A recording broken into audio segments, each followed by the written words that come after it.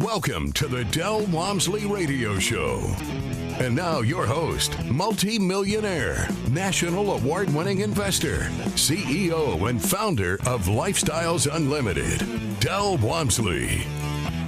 Welcome to the Del Walmsley Radio Show, where the hype ends and the help begins. I'm your host, Del Walmsley, and as always, we're working on your financial freedom. Today, my friends, is Tell Del, where we bring on members to share their stories with you so that you can sort of align yourself with different types of people and say, hey, if that person's story sounds more like my life, then, maybe it's something to function for me. With me today is Christopher Childs. Christopher's out of Houston originally, now lives in New Brunswick, and he originally was working in the oil and gas sector, actually for one of the largest pipeline companies in the country, and he decided to look into real estate and change his life. So welcome to the show, Christopher. Hey, Del, thank you for having me.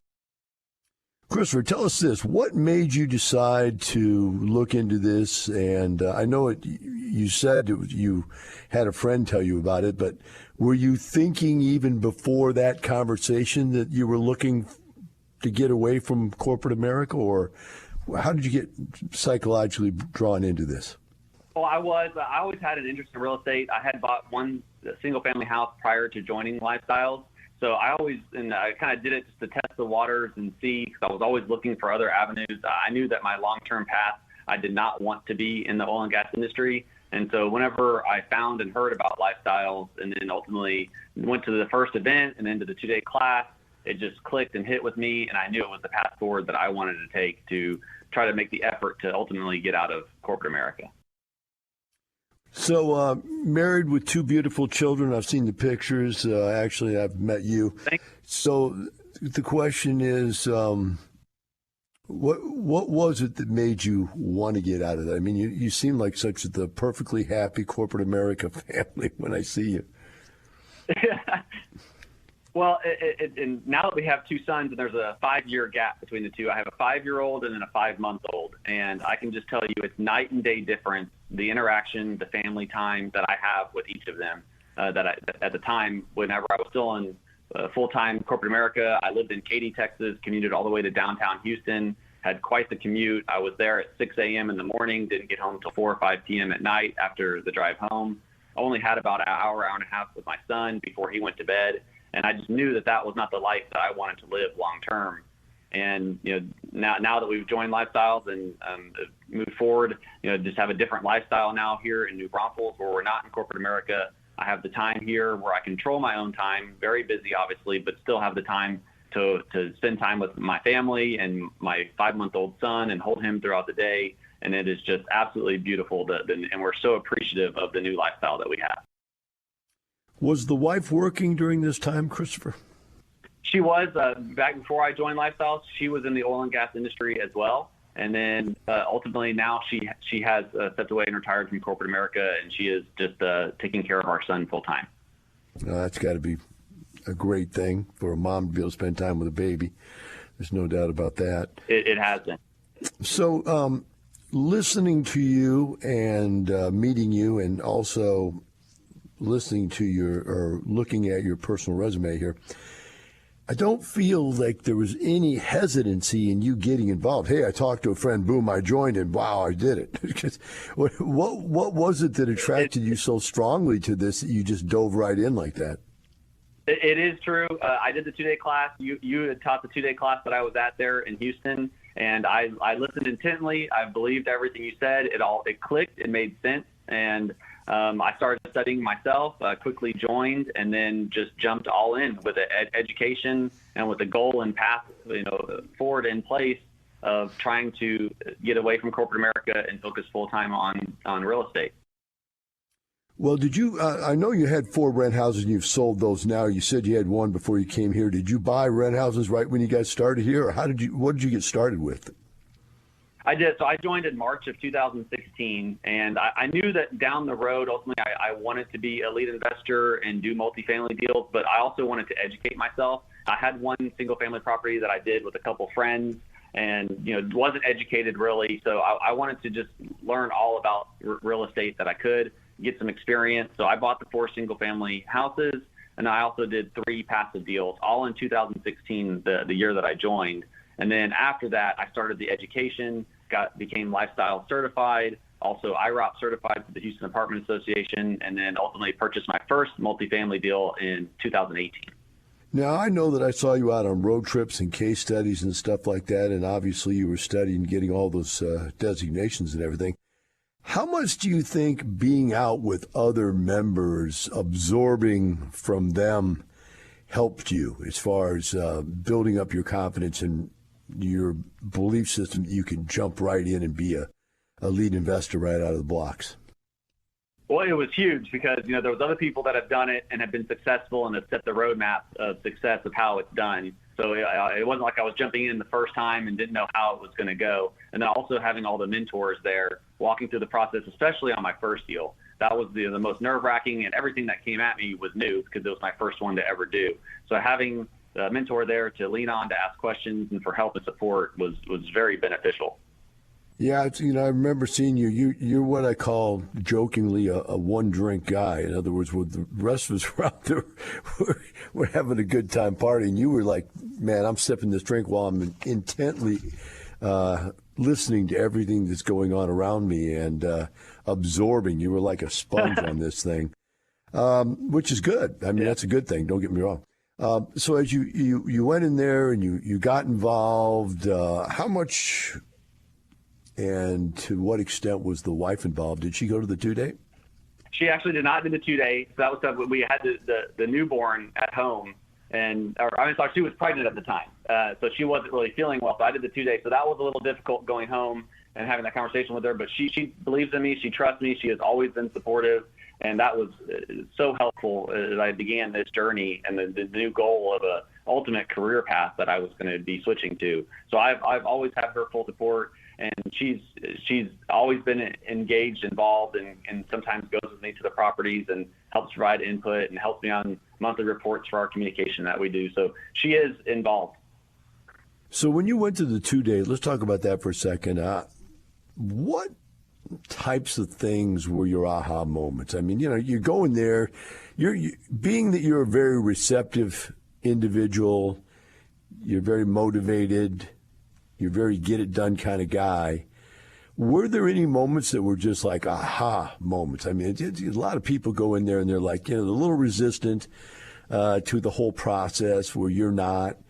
And then the light bulb hits and go, boom, that's what I needed right there. Now I get it. Were there any light bulb moments for you? There was one, and it was very significant for me. And it was actually in the beginning of the first day.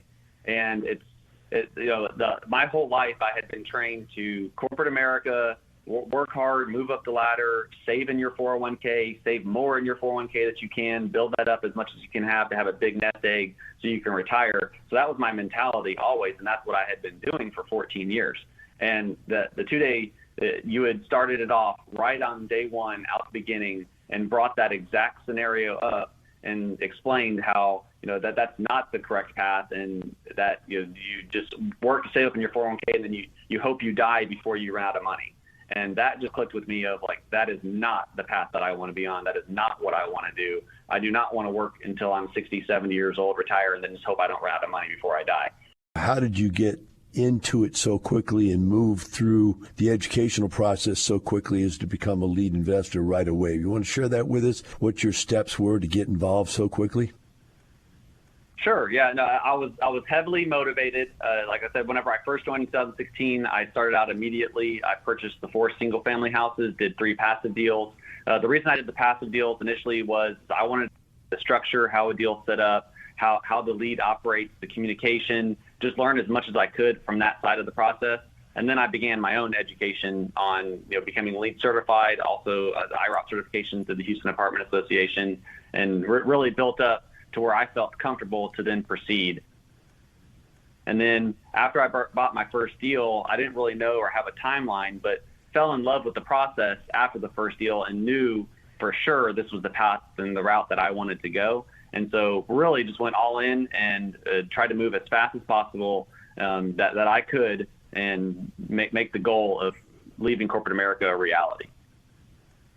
When you went into your first deal, did you have a plan? And I know the plan is go as far as you can, then go further. I get that, and life's that way.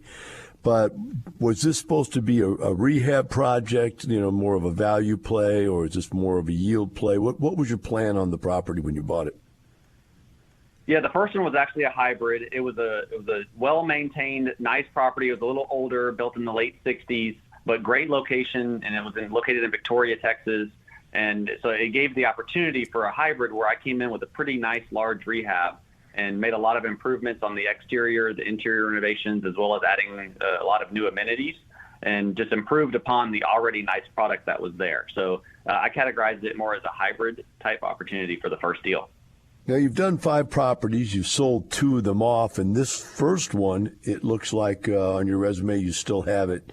What about it put you or kept you wanting the property even after you moved some other properties? Right. Yeah, it's just a great location in Victoria. It's my first property. It's very stabilized, well run. I was able to increase the value pretty significantly, was able to do a refi. I'm in a great new loan that I closed on for long term. So just to be a steady, nice property to maintain and own for a long hold. Now, I'm assuming these are syndications, correct? Correct. All 5 have been syndications. Okay, so you got a 58-unit property, which is probably a beginner, moderate-sized property, medium-sized beginner property. How many people did you get involved in that deal? The first deal was 23 passive investors. 23? Okay. So you had no problem raising capital for that. Now, you went on and did 2 more, 36-unit Magnolia, 104 units. So West Columbia, Texas, you did a 36-unit. San Marcos, you did a 104. Tell us about those and why you decided to sell those. What did you do with those? Yeah, so the one in West Columbia, it just got a little derailed. The timing, small town with COVID. I was able to rebound. We sold it again, made some money. But it was a smaller deal. There was no leasing office, and it was a little tougher to manage. So I realized that for sure, all deals moving forward, I would like the ability to have the staffing. That made a big, significant difference. So that's the reason I sold that one. And then the one in San Marcos, just had a great opportunity in a short amount of time, increased the value pretty significantly. I bought it in July of 2019 and actually just sold it May of this year, May of 2022, for a pretty nice gain for all investors that were involved in that one. So it's a good point that when you get down there under 60 units, it gets really tough because you don't have management team, and especially if you're not living, don't have the property very close to you. I don't know how far away West Columbia is from where. Were you in Houston still at the time, or had you moved yet?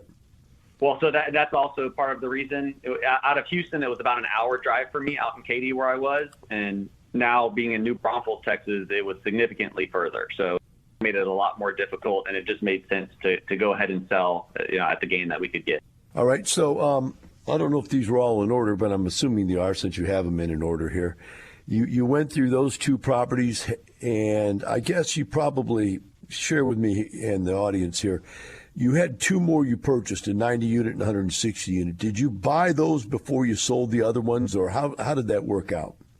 Yes, actually I did. I bought before I sold the other 2, and then just recently, at the end of May, closed on this new 160-unit property.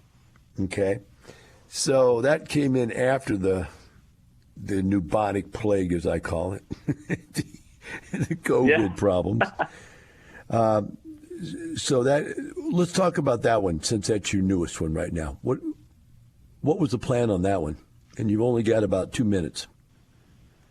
Sure. So I absolutely love this property. It's in a fantastic location in San Antonio. It's my largest deal that I've ever done, and it just voted an opportunity. I brought this out as my first ever value play of true value add opportunity. It's 160 units, and only 12 of the units have been renovated by the previous ownership. And on those 12 units, they were getting 15 to 20% rental gains. So, the model had already been set and proven on what they were achieving for those units. So 148 of the units were still available to graded to that new standard. And it also fit the model of all the other criteria and aspects of a property that I look at as far as location, the current way it's being operated, the occupancy level that it was at, but also the way to improve the amenities and the exterior as well with the rehab dollars. Now, I'm curious on this one, just as for my own personal edification here. This is what year built property? This one is in 1984. Okay. And what did you pay a door for that? I'm just trying to align what you're paying nowadays for that kind of age stuff. $120K a door. Okay. Wow, that's amazing.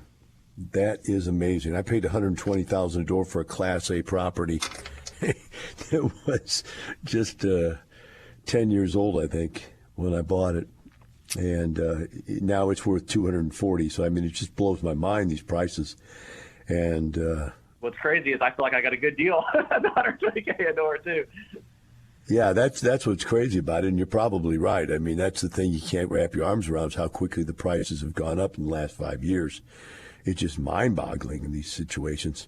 But it's great. All right, so as we look at this situation now, we've got a 90 unit we haven't spoken about at all, and we're coming into the end of this segment here, so I don't want to jump back into that. Is there anything else about the 160 unit you want to tell us real quick? Yeah, so a really nice, I'd categorize it as the low B property. I'm so excited about the opportunity. I'm actually involved in it right now. We're doing a large rehab. All right, it looks like we're going to come to the end of the segment here, and we're going to take a short break. We'll be right back with Christopher Childs and the Del Walmsley Radio Show.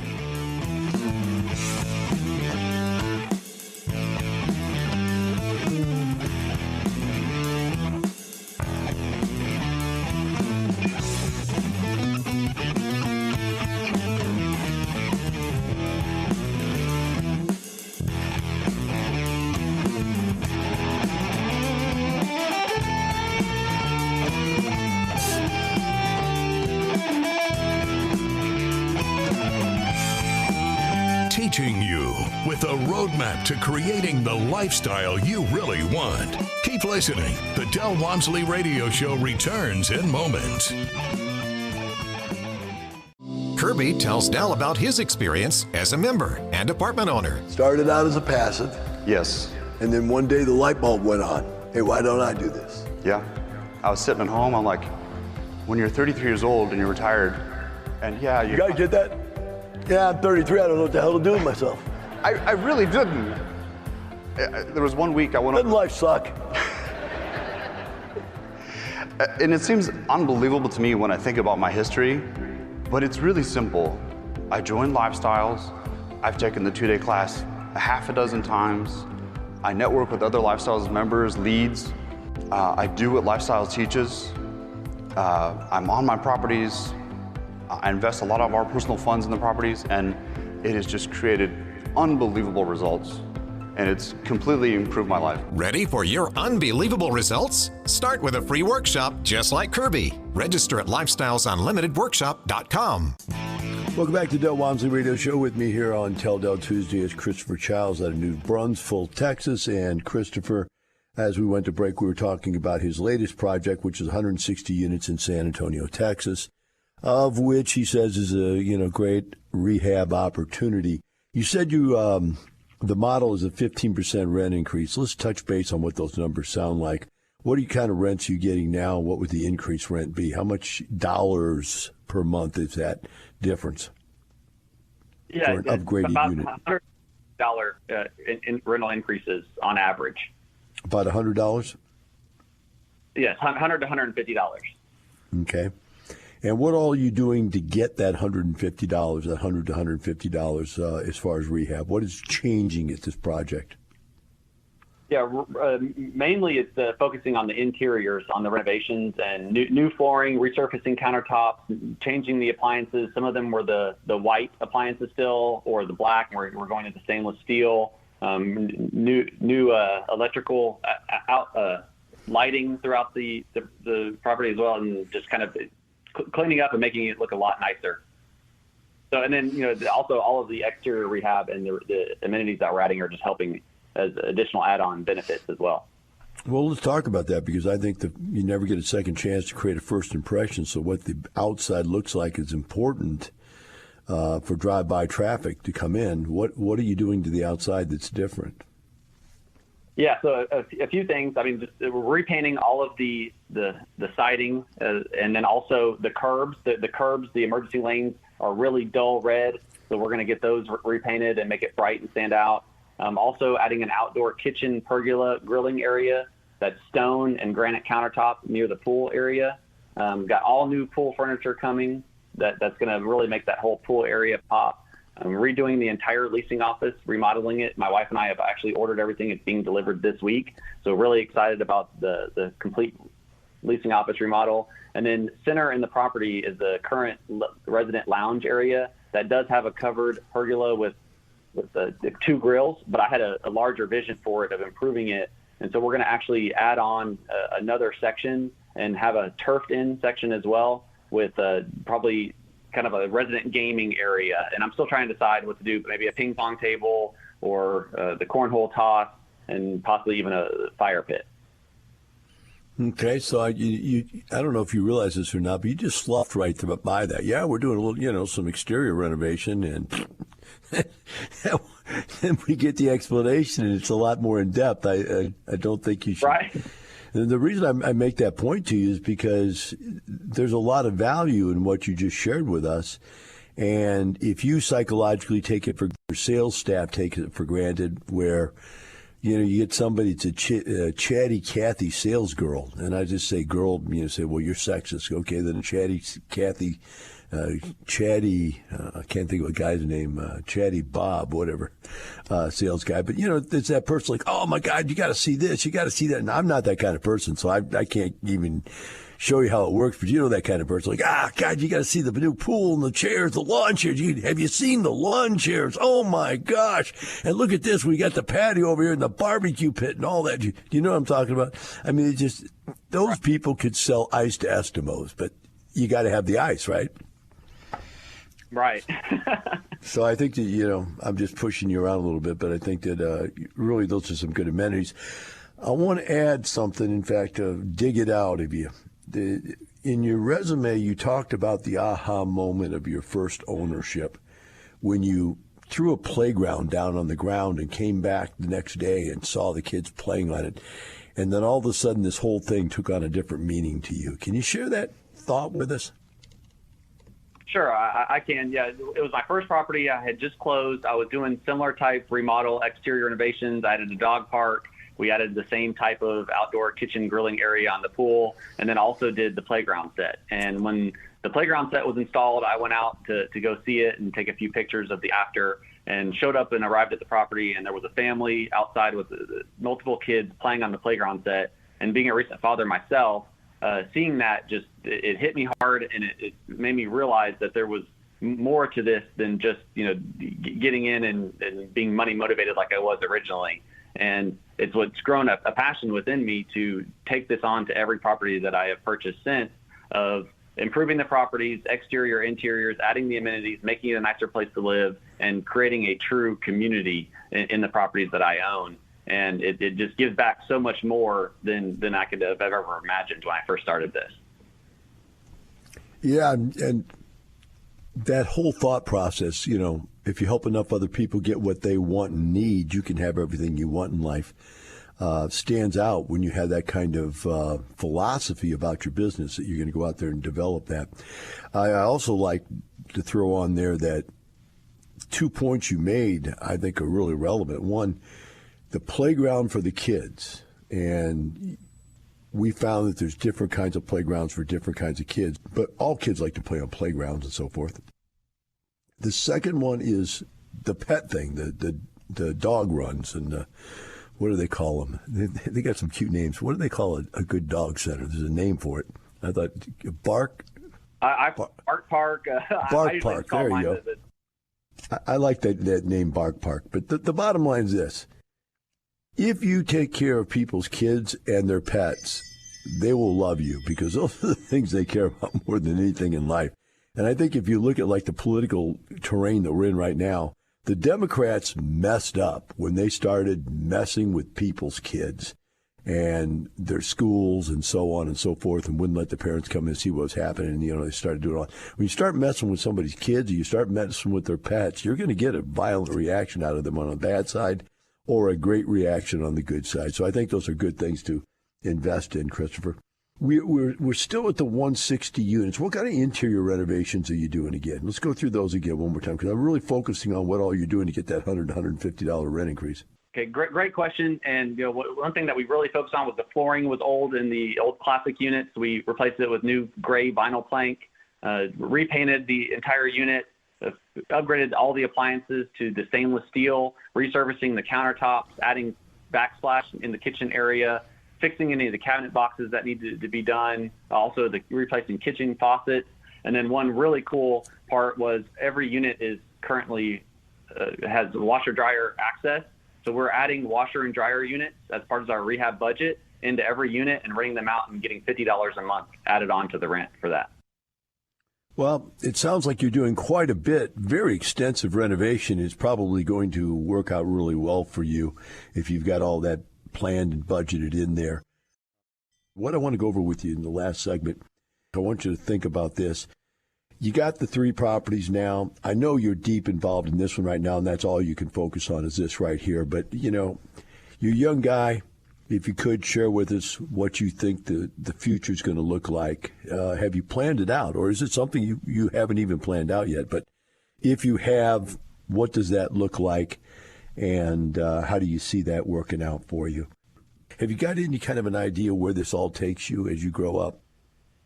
I have, yeah. And so, I mean, ultimately, long term down the road, I would like to become past investor. But right now, I'm still fairly young. I have a lot of motivation, a lot of fire.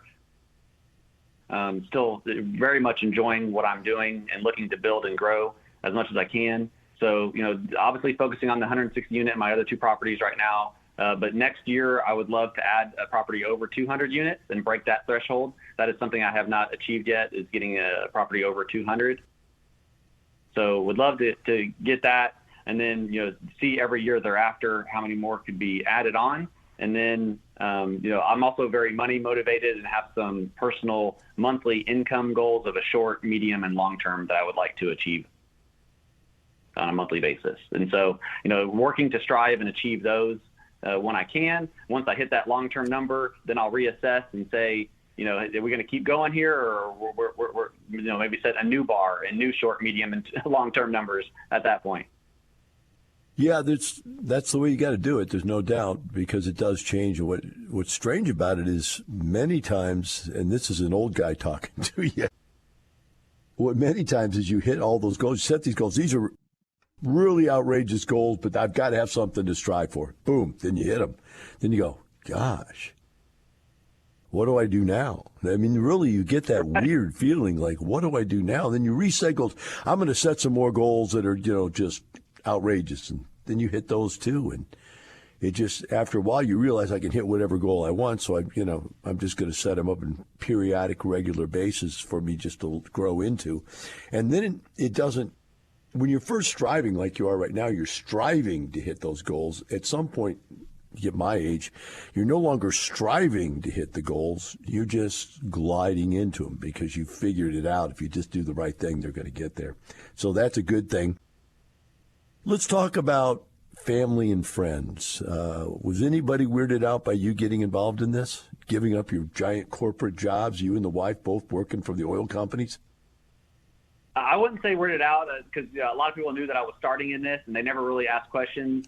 Then whenever I did step away out of corporate America, my wife ultimately stepped away. We moved from Houston to New Braunfels. That did raise a lot of eyebrows, and people started kind of asking a little bit and trying to find out a little bit more. So, it was pretty eye-opening to some people that we both left 2 six-figure paying, corporate America oil and gas jobs to move and focus real estate full-time and live in New Braunfels, Texas. So the family friend that referred you, have you thanked him yet? Oh, yeah, all the time. My dad's best friend, fraternity brother in college. He's a very good, close family friend of ours. And, very appreciative of him for introducing me to lifestyle. So as you move forward here, your give back at this point is to your clients, to your customers, right? That is correct. I take a lot of pride on the monthly communications and the product that we put out under the ownership of all of our properties, and trying to, I take it very seriously. I know it's a lot of money that people have invested, as well as my own money that are invested in all these deals. And I take it very seriously to try to, perform and beat the expectations as best as I can. The possibility of you someday giving back, I'm just planting that in your head right now because I like to let people know right up front that you seem like a good guy, you seem like the right kind of guy. Someday you know that you're just going to make it and you're going to be successful and life is going to be wonderful. And then you're going to get that telephone call, right? That call from me. Yep, and then you get that telephone call that says, hey, Christopher, it's time. It's time to come and give back. It's time. Have you done any case studies yet? Yes, I've actually done 4 or 5 case studies and then just did my first road trip to my 90-unit property in April of this year. When you did the road trip, were people excited about your project? They were, yeah. I was excited to share that one. We did a large rehab out there, made a lot of positive changes. And so it was really nice to show in the presentation and then ultimately going on site at the property and seeing all the positive momentum that's been taken in just a little over a year at that property. How far along are you on that now? Well, we just closed in March of 2021. So just a little over a year and have completed the full rehab project. We're still renovating units though. And it's doing and performing very well, exceeding expectations. So let's just play with some numbers real quick, and we'll let you off the hook if you're wrong. But how much have you raised your income and your NOI so far? Do you know? Yeah, the NOI was kind of between 30 to 40,000, and we just hit our first month of 50,000 NOI. So what do you think that's done as far as the value? I'm sure whenever you got a new project, you're penciling in new values all the time, saying, "Hey, we hit a new high. What does that now make the property worth?" What are you penciling in? Yeah, so I value? mean, I got it at a really good price of $80K a door, and I would value it between around the $120 a door number, pretty close to what I just purchased my other property for. Wow, that's crazy. That's a 50% increase in value, man. Right. Yeah. No, it's been a great property. I got it at a great value. We've done incredible work on the rehab that we've done, and got a great support staff out there as well. And yeah, it's just this one's turning along very nicely. Wow, beautiful. Well, I'm very happy for you, and I'm really thankful that you came on the show today and shared your story. For the rest of you out there, remember this. For Christopher, myself, and everyone else, it's not the money, it's the lifestyle. Have a wonderful day. We'll see you tomorrow. The information and opinions you hear on the Del Walmsley radio show are those of the host, Del Walmsley, his guests, and his callers. The Del Walmsley show is for entertainment purposes only. Please consult a professional regarding your personal investment needs. Nothing presented on the Del Walmsley show constitutes